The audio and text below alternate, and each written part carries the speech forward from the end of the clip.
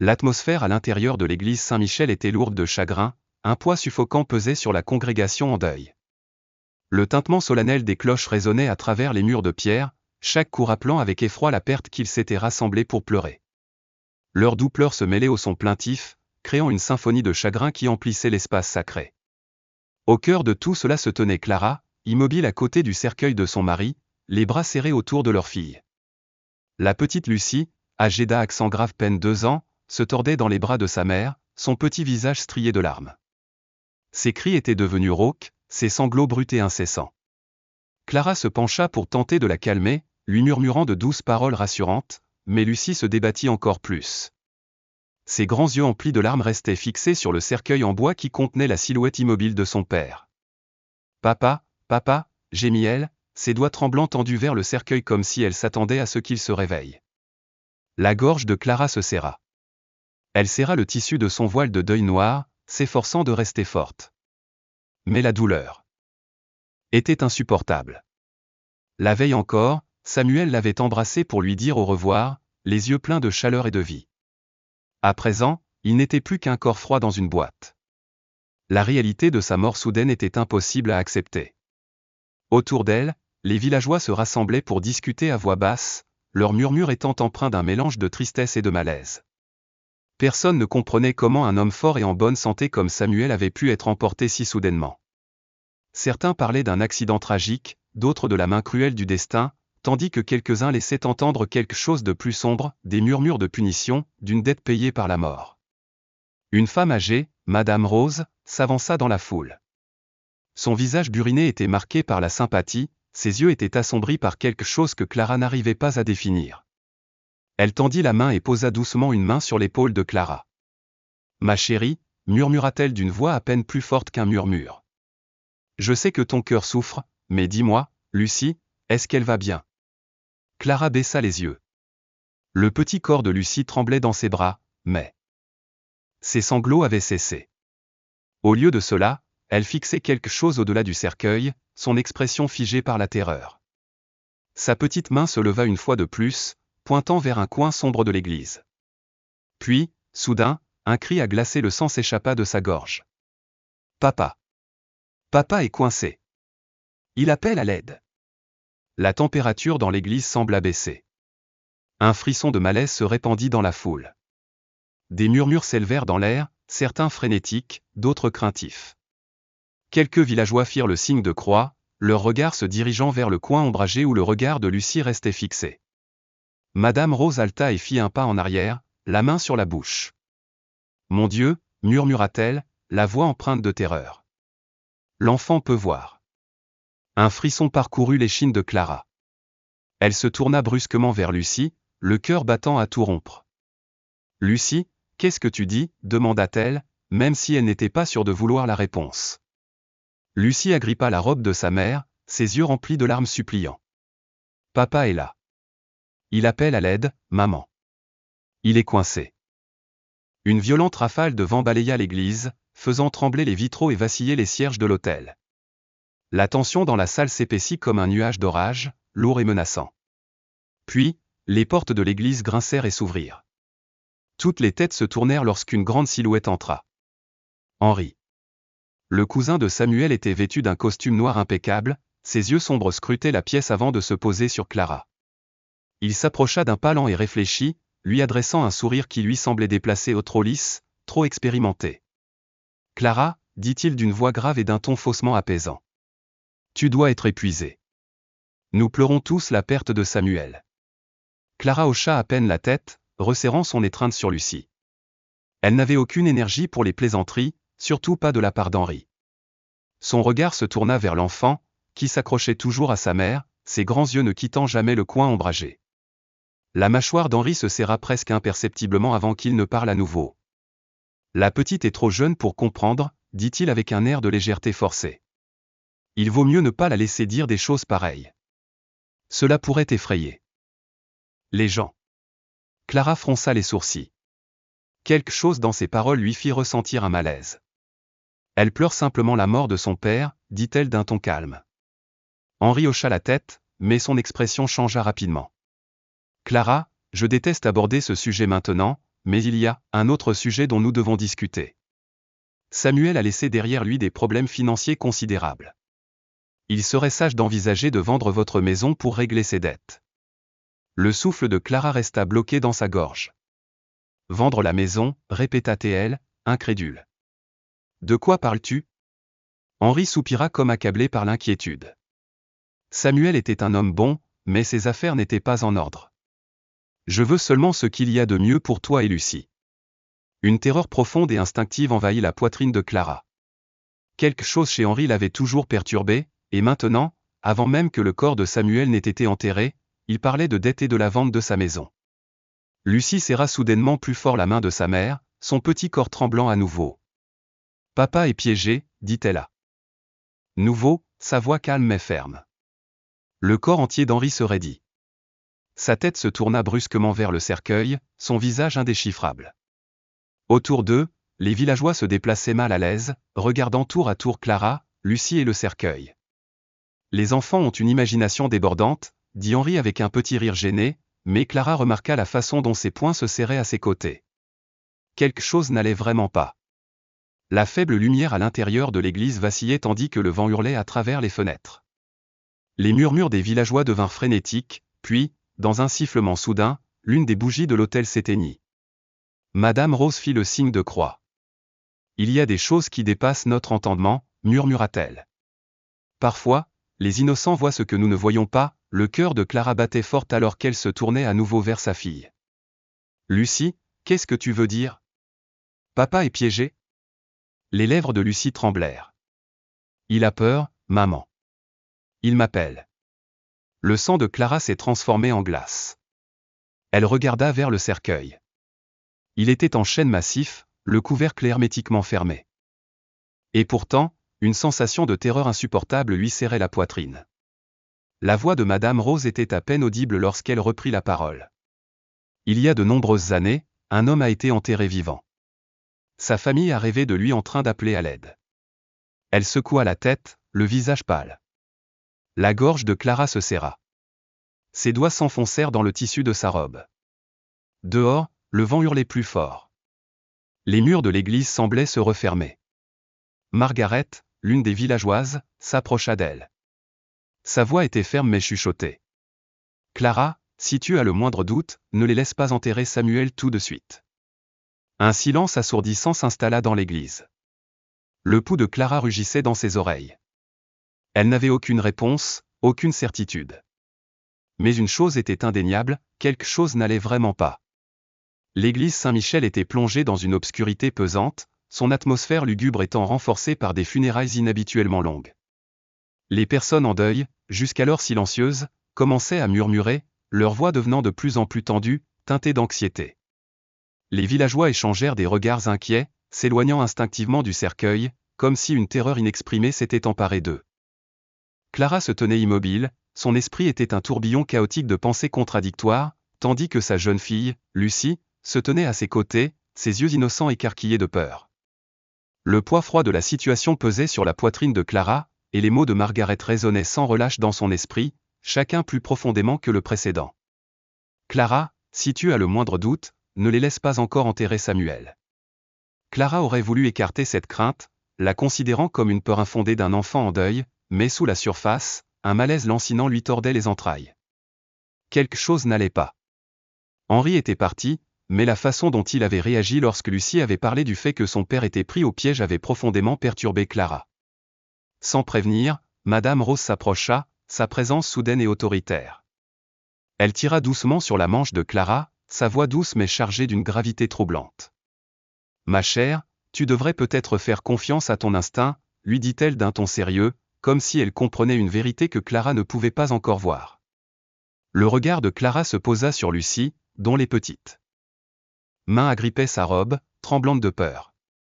La voix de sa fille rompit à peine le silence, mais ses mots étaient glaçants.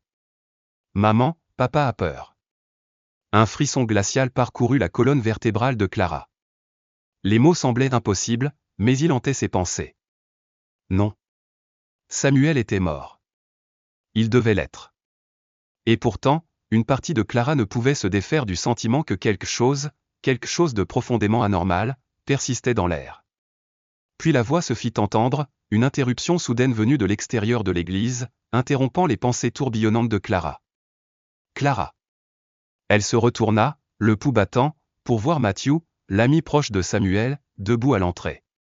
Il était essoufflé, son visage crispé par l'urgence. « Je viens d'entendre, je suis arrivé en retard, mais il y a quelque chose que tu dois savoir, » haleta Matthew, sa voix teintée de peur. Le cœur de Clara battait fort. Qu'y avait-il de plus urgent?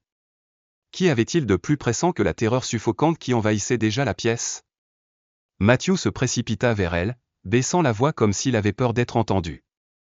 Avant que Samuel, avant de mourir, il a dit quelque chose d'important. Je ne sais pas si c'est le bon moment, mais il s'agit d'Henri. À l'évocation du nom d'Henri, une nouvelle vague de malaise envahit Clara. Elle hocha la tête, la voix tendue. Dis-moi, l'exhorta-t-elle, l'estomac noué par la terreur.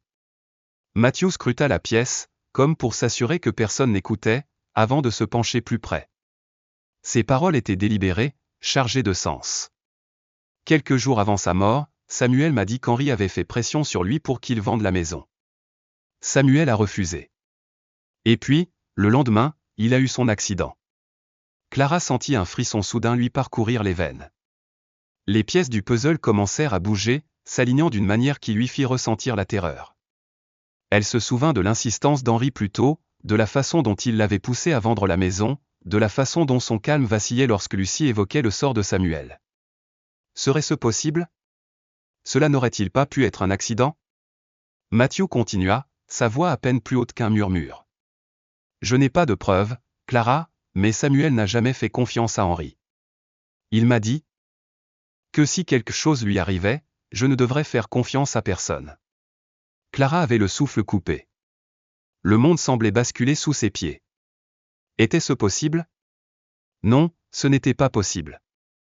Mais la vérité commençait à prendre forme d'une manière qui la rendait impossible à ignorer. Lucie tira soudainement sur la manche de Clara, son expression remplie de terreur. Maman, papa pleure. L'église se tut dans un silence de mort. Le poids du moment pesa sur la foule et un frisson parcourut les villageois rassemblés. Madame Rose recula, se signant à plusieurs reprises. Les yeux s'écarquillèrent et des murmures d'incrédulité se répercutèrent dans la salle. L'enfant, elle peut vraiment le voir, murmura quelqu'un, la voix tremblante. Le cœur de Clara s'emballa. Elle s'agenouilla, la voix tremblante mais insistante. Lucie, qu'as-tu dit? D'un doigt tremblant, Lucie désigna le cercueil, sa voix à peine audible. Papa pleure. Papa pleure à l'intérieur. Un silence froid et étouffant enveloppa l'église. L'esprit de Clara vacillait, son corps se figeait d'incrédulité. Cela ne pouvait pas être réel. Mais alors, un faible son perça le silence. Bruit sourd. Au début, c'était doux, presque imperceptible. Était-ce juste le vent? Était-ce une illusion? Mais ensuite, c'est revenu. Coup sourd. Coup sourd. Cette fois, tout le monde l'entendit. Les murmures s'amplifièrent, la peur se répandit comme une traînée de poudre. Madame Rose trembla, sa voix à peine chuchotée, tandis qu'elle se signait à nouveau. Mon Dieu, souffla-t-elle, les yeux écarquillés de terreur. Margaret, la voix brisée, se tourna vers Clara. Il faut ouvrir le cercueil. Clara respira par à-coups. Elle était au bord de la panique, mais alors qu'elle s'approchait du cercueil, une voix retentit, aiguë et autoritaire. Personne ne doit y toucher. Tout le monde se figea.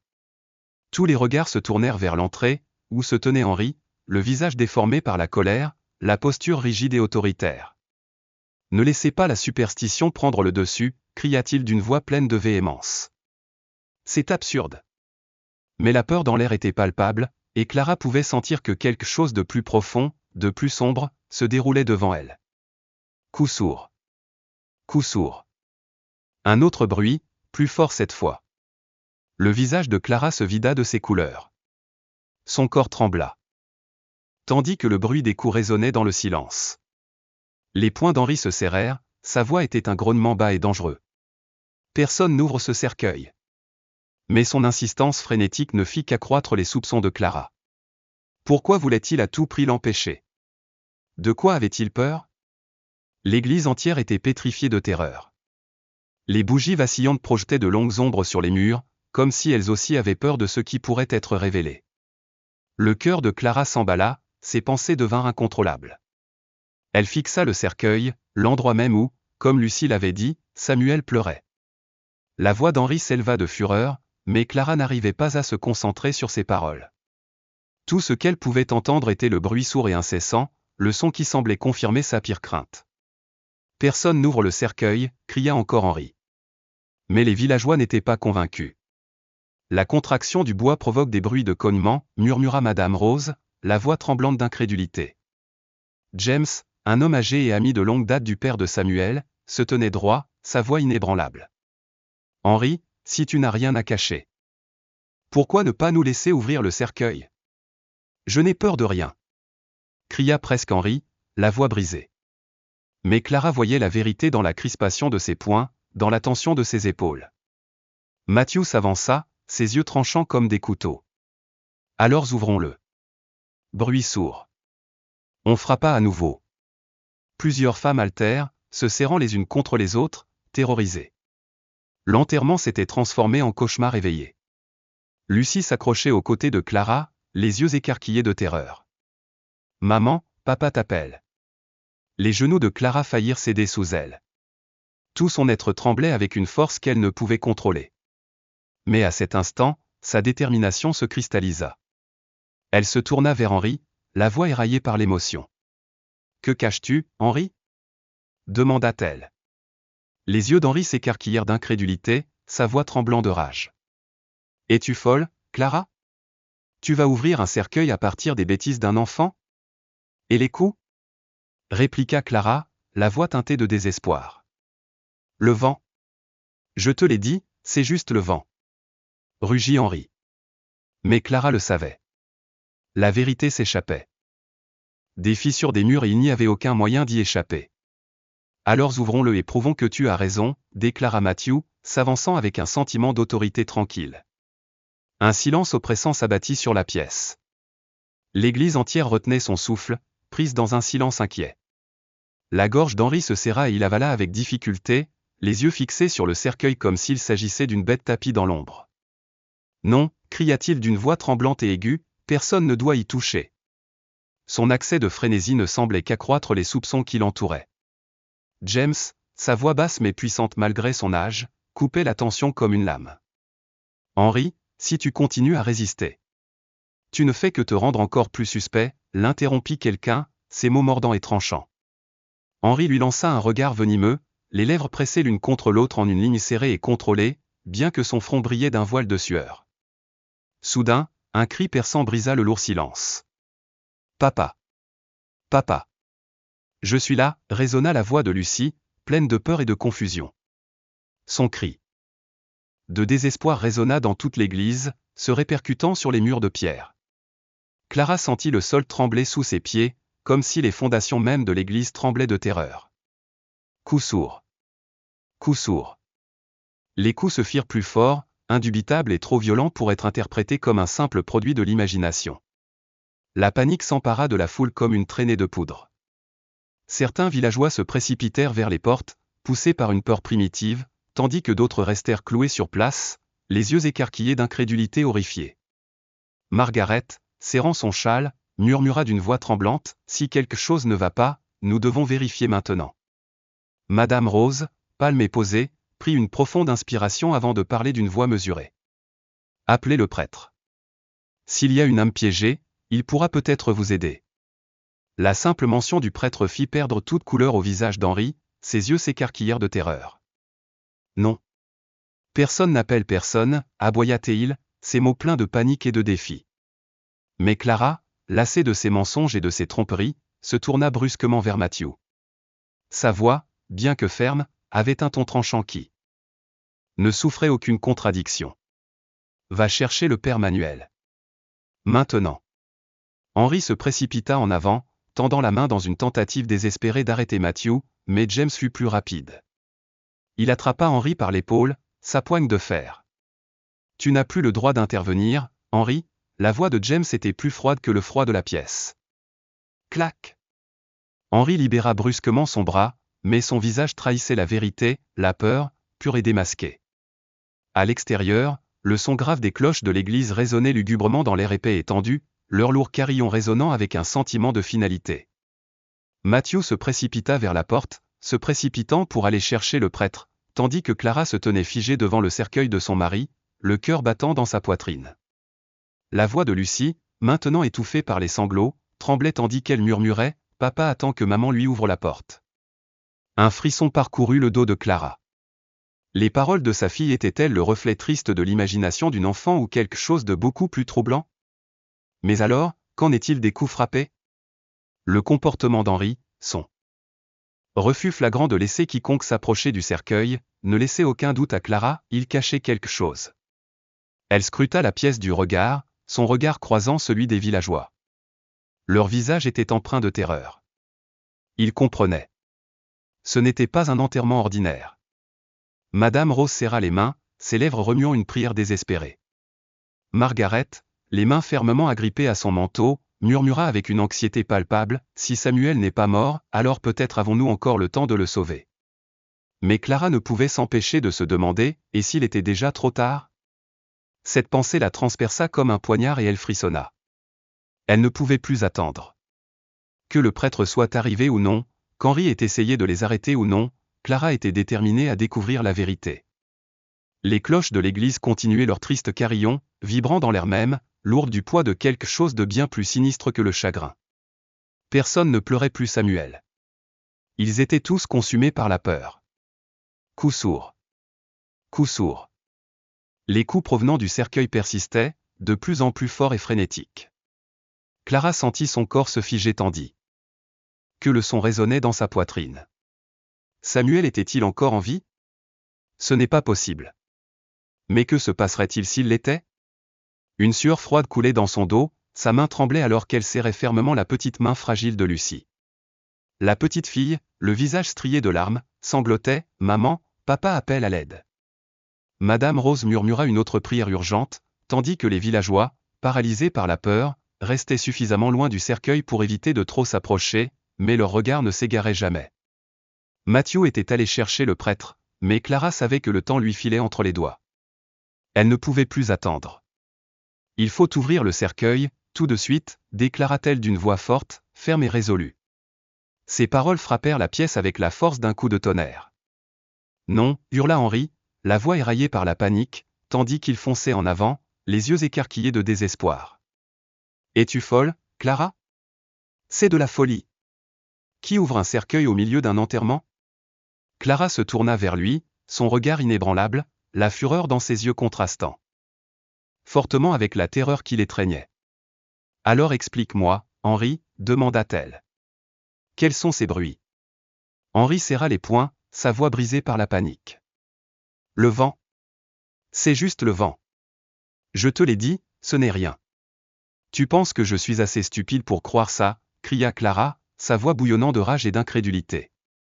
Avant qu'Henri ne puisse répondre, Matthew revint, essoufflé, en franchissant les portes de l'église. « Le prêtre est en route, » dit-il avec insistance, « mais personne ne doit toucher le cercueil jusqu'à son arrivée. »« Non, » dit Clara d'un ton de défi. « Je ne peux pas attendre une seconde de plus. » Elle se précipita vers le cercueil, la main tendue vers le couvercle, mais Henri fut plus rapide. Il lui saisit le poignet d'une poigne écrasante. « Clara, ne sois pas stupide, » grogna-t-il, serrant avec une force qui lui envoya une douleur fulgurante dans le bras. « Lâche-moi, Henri » s'écria-t-elle en essayant de libérer son bras. Des halètements d'horreur résonnèrent dans la pièce tandis que les villageois regardaient l'agression d'Henri se dérouler sous leurs yeux. Mais il continuait à crier, sa voix débordant de colère. « Tu ne peux pas l'ouvrir. C'est un manque de respect envers les morts. » Les mots de Clara le transpercèrent, tranchants et impitoyables. « Ou as-tu peur de quelque chose ?» Henri se figea, son expression vacillant pendant un instant. Saisissant l'occasion, Clara le repoussa et se dirigea vers le cercueil de Samuel. Matthew et James s'avancèrent également, leur détermination étant évidente. « Si Samuel est vraiment mort, nous le verrons par nous-mêmes, » dit James, sa voix aussi froide que les murs de pierre qui les entouraient. « Mais s'il ne l'est pas ?» Le visage d'Henri perdit toute couleur et il cria avec terreur, « Non. » Mais cette fois, personne n'a écouté. Clara posa fermement ses mains sur le couvercle du cercueil, la pièce retenant son souffle collectif. Lucie, à travers son visage strié de larmes, murmura « Papa ». Clara prit une profonde inspiration et se prépara. Elle était prête. Mais juste au moment où elle s'apprêtait à soulever le couvercle, giflé. La main d'Henri se tendit, frappant Clara au visage avec une telle force que le bruit résonna dans toute l'église. Un halètement collectif emplit l'air tandis que Clara trébuchait en arrière, la tête tournant à cause du coup. Matthew, enragé, se précipita en avant, attrapa Henri par le col et le souleva du sol. « Mais qu'est-ce qui ne va pas chez toi » rugit Matthew. Henri a lutté, mais Matthew lui a asséné un coup de poing violent au visage, l'envoyant s'écraser au sol. Mais Clara ne se concentrait plus sur eux. Ses yeux ne quittaient plus le cercueil. Les coups continuaient. Coup sourd. Coup sourd. Des larmes coulaient sur le visage de Lucie tandis qu'elle gémissait « Maman, papa frappe ». Clara serra les dents, la poitrine serrée par la panique. Mais elle ne se souciait plus d'Henri. Elle ne se souciait de rien d'autre que de la vérité. Elle ouvrirait le cercueil. Elle devait savoir. Coup sourd. Coup sourd. Les coups se firent plus forts, plus urgents. Il y avait quelque chose à l'intérieur. Le cœur de Clara battait fort dans sa poitrine. Elle serra le couvercle avec une force née du désespoir. « Ouvre-le » ordonna-t-elle, sa voix aiguë et déterminée. Mais juste au moment où elle s'apprêtait à soulever le couvercle. Non. La voix d'Henri résonna, féroce et stridente, tandis qu'il se précipitait en avant comme un animal fou. Que personne n'ouvre le cercueil. Laissez Samuel tranquille. Clac. Matthew porta un autre coup écrasant, envoyant Henri s'étaler sur le sol de pierre froid. Mais Henri ne s'est pas arrêté. Ne l'ouvre pas. Ne l'ouvre pas, hurla-t-il, sa voix brisée par la terreur. Clara tremblait de fureur, son corps tremblait tandis qu'une tempête d'émotions faisait rage en elle. Le poids du moment était presque insupportable, et sa voix brisa la tension, acérée et exigeante. « Qu'est-ce qui te fait si peur, Henri » cracha-t-elle, ses mots pointés droit sur lui comme des poignards. Henri, le visage déformé par la panique, hurla en réponse, se débattant de manière incontrôlable comme s'il était possédé par une force invisible. « Je n'ai pas peur. Je n'ai peur de rien » cria-t-il désespérément. Mais Clara, épuisée par le chaos émotionnel du moment, ne put plus se retenir. Elle se tourna vers Matthew et James, qui se tenaient à côté d'elle, hochant la tête en signe d'accord silencieux. Ses mains tremblaient, mais sa détermination restait inébranlable. C'était le moment de vérité, et il n'y aurait plus de retour en arrière possible. Avec toute la force dont elle était capable, Clara posa fermement ses deux mains sur le couvercle du cercueil, se préparant à le soulever. À côté d'elle, Lucie, accrochée à la robe de sa mère, sanglotait de manière incontrôlable. « Maman ? Papa a peur » gémit-elle, ses mots innocents étant un rappel déchirant de la terreur qu'ils ressentaient tous. Les lèvres de Clara tremblaient tandis qu'elle les mordait avec force, luttant pour réprimer le flot d'émotions qui menaçait de la briser. Elle était prête à ouvrir le cercueil, prête à affronter l'horreur qui avait été enterrée aux côtés de son mari. Mais avant qu'elle ne puisse agir, une voix grave et autoritaire résonna à l'entrée de l'église. « Clara, arrête !» Tout le monde se retourna, figé sous le choc. C'était le père Manuel. Sa présence, calme mais énergique, arrêtait tout. Clara serra les poings, sa voix était un sifflement venimeux. « Que as-tu fait » demanda-t-elle, sa rage à peine contenue. Henri, tremblant de façon incontrôlable, s'effondra sur le sol, désespéré. Ses sanglots étaient étouffés, à peine intelligibles, tandis qu'il marmonnait « Je voulais juste ce qui était à moi. Je voulais que Samuel vende la maison, mais il a refusé. Il a dit qu'il ne la vendrait jamais. » Le cœur de Clara fit un bond, et une terrible prise de conscience la saisit. « Alors, tu l'as tué » murmura-t-elle, à peine capable d'exprimer cette pensée. « Non » hurla Henri, déniant la réalité, son visage exprimant la culpabilité et l'horreur. « Je ne l'ai pas tué. Je voulais juste lui faire peur. J'ai mis quelque chose dans son verre pour l'assommer, mais il ne s'est jamais réveillé. Il ne s'est jamais réveillé. » L'église tomba dans un silence stupéfait, l'air chargé de terreur. Le corps de Clara se figea tandis qu'elle prenait conscience de l'ampleur des actes d'Henri. Sa voix, tendu par l'incrédulité, résonna dans le silence froid et oppressant. « Vous avez drogué mon mari ?» Henri hocha la tête, la sueur ruisselant sur son front, le souffle court. « Je ne savais pas. Je ne savais pas qu'il était allergique. Je ne savais pas. Quand j'ai réalisé qu'il ne se réveillait pas, j'ai paniqué, avoua-t-il. La voix brisée. Et tu as falsifié son certificat de décès ? Le grognement de Mathieu coupa la tension, ses mots pleins de mépris. Henri frissonna sous le poids de l'accusation de Mathieu. Je n'avais pas le choix. J'ai soudoyé le médecin pour qu'il fasse semblant. Je pensais qu'il était déjà mort. Je n'aurais jamais cru. Tu pensais ? La voix de Clara se brisa, la douleur de la trahison s'infiltrant dans chaque mot. Tu n'as même pas vérifié s'il était vivant ? Henri baissa les yeux, incapable de croiser son regard accusateur. J'avais trop peur, murmura-t-il, sa voix à peine plus haute qu'un murmure. Et tu les as laissés l'enterrer ? La voix de Clara tremblait de fureur et d'incrédulité. Je ne savais pas. Je ne savais pas, sanglota Henri de manière incontrôlable, ses mots sortant dans un désordre désespéré. Je n'aurais jamais pensé. Je n'avais pas l'intention que tout cela arrive. Mais sa phrase fut interrompue par un coup violent et soudain provenant de l'intérieur du cercueil. Bang! Bang! Bang! Le bruit était si violent qu'il semblait faire trembler les murs de l'église, provoquant une onde de choc chez tous les présents. Un chœur de cris s'éleva de la foule. Les yeux d'Henri s'écarquillèrent de terreur, son visage perdit toute couleur. Non, non. Ce n'est pas possible. Ce n'est pas possible, hurla-t-il. Le père Manuel, le visage solennel, fit le signe de croix et donna un ordre clair, ouvrez le cercueil. Clara respira profondément, les mains toujours tremblantes, mais sa détermination était intacte. C'était le moment, celui qui allait tout changer. Elle se tourna vers Mathieu et hocha la tête, la voix ferme, quoique chargée d'émotion. Fais-le. Mathieu et James s'avancèrent, les mains posées sur le couvercle du cercueil. Un vent froid et anormal souffla dans l'église, accentuant la tension. Henri, qui n'était plus qu'une coquille vide, hurla de panique. Non. Ne l'ouvre pas. S'il te plaît, ne l'ouvre pas. Mais il était déjà trop tard. D'un mouvement rapide, Mathieu et James soulevèrent le couvercle du cercueil. Un cri déchirant déchira la poitrine de Clara.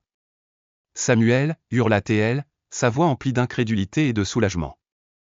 Là, couché dans le cercueil, Samuel était vivant. Son corps tremblait, pâle comme un spectre, ses lèvres gercées par la déshydratation. Ses yeux s'ouvrirent en battements, faibles mais manifestement conscients de ce qui les entourait. Clara se précipita vers lui, tomba à genoux tandis que ses mains tremblantes touchaient doucement son visage. « Samuel, je suis là. Je suis là, cria-t-elle, ses larmes tombant comme la pluie alors qu'elle le serrait contre elle. Lucie, le visage baigné de larmes, courut vers son père. « Papa. Papa, je suis là, sanglota-t-elle, ses petites mains agrippées à lui.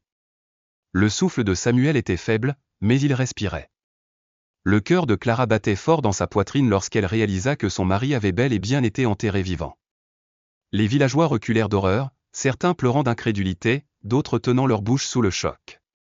Mathieu ôta rapidement son manteau et l'enroula autour de Samuel.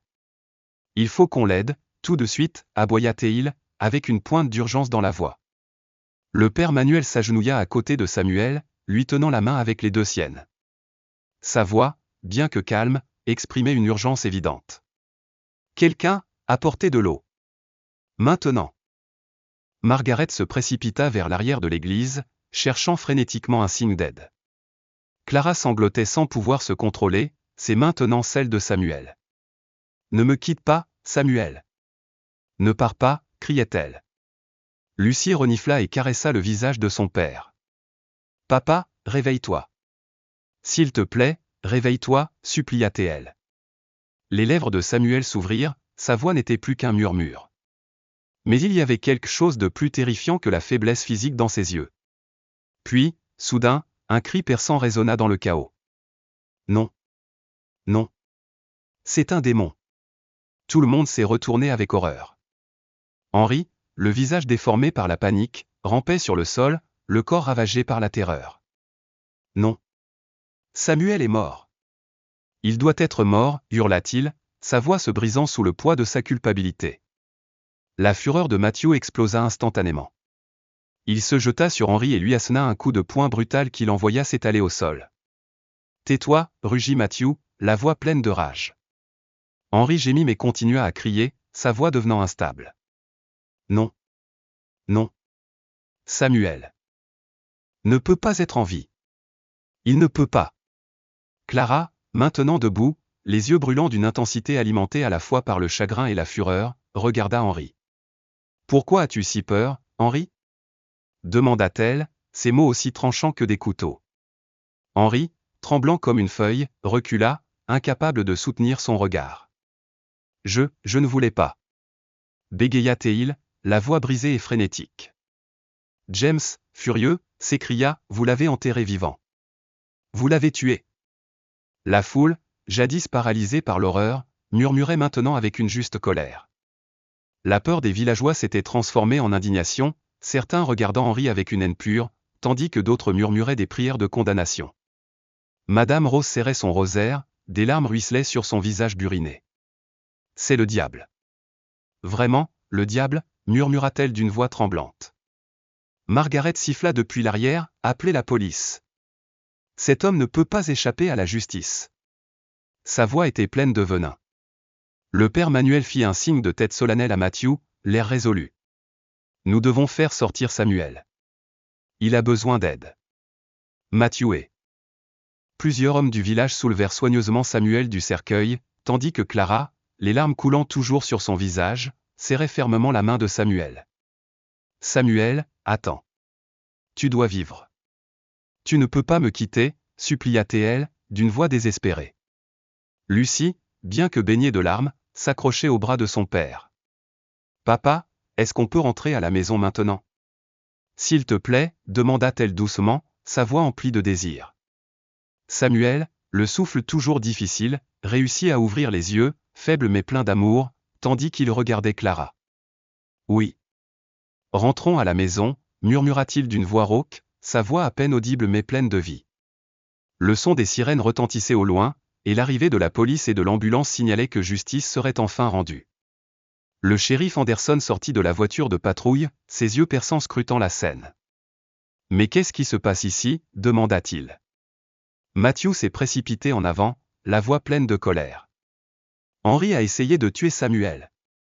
Il a soudoyé le médecin, falsifié le certificat de décès et l'a enterré vivant, a-t-il crié, révélant la vérité. À tous. L'église entière fut prise de panique, mais le shérif Anderson resta inébranlable. Son regard devint froid lorsqu'il s'adressa à Henry. « Arrêtez-le. Maintenant. » Deux officiers se sont précipités sur lui, ont saisi Henry par les bras et l'ont tiré vers lui. « Non. Non. Je suis innocent, » a-t-il crié, sa voix emplie d'un désespoir frénétique. Malgré ses difficultés, Henry fut rapidement menotté et forcé à terre, ses cris d'innocence tombant dans l'oreille d'un sourd. « Tu paieras pour tout ce que tu as fait, » grogna Matthew, la voix pleine de fureur. Le shérif Anderson se tourna vers Clara, la voix ferme et grave. « Nous allons mener une enquête complète. Samuel sera immédiatement emmené à l'hôpital. » Clara hocha la tête, les larmes continuant de couler sur son visage. Lorsqu'elle se tourna vers Samuel, son cœur s'éclaircit légèrement. Sa respiration était faible, mais elle était là. Il était vivant.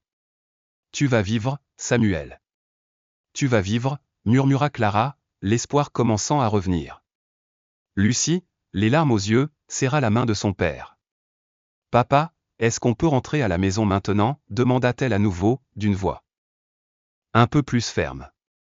Les lèvres de Samuel s'entr'ouvrirent une fois de plus, et sa voix, bien que faible, était remplie d'amour tandis qu'il murmurait « Oui. Rentrons à la maison. »